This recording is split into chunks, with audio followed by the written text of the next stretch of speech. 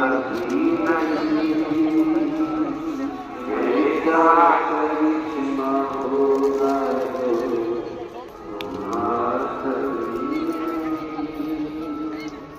मांगा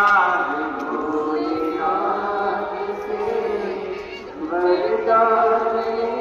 के लिए, मांगा भोलेनाथ से वरदान के लिए, मेरी कृपा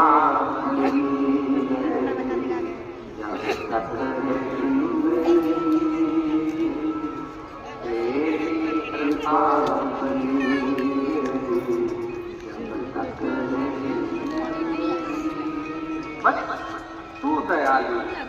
आज तेरा संबंध एक बार मुझसे हो। जितनी मेरी बीजियां बैठी और जितनी आज का चैनल पर कथा सुन रहे हो, जितने फेसबुक के ऊपर कथा श्रवण कर रहे हो, जितने मोबाइल पर कथा सुन रहे हो, जितने जितने बाहर बैठकर चाहे रोड पर बैठे हो, दुकान पर बैठे हो, पंडाल में बैठे हो, चाहे कहीं पर भी बैठकर कथा का सत्य ग्रहण कर रहे हो, आज बाबा के धाम से ये मान कर जाना कि हमारा और शंकर जी का रिश्ता क्या है।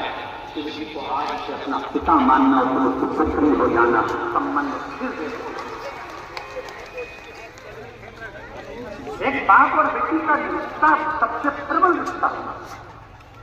सबसे प्रबल रिश्ता।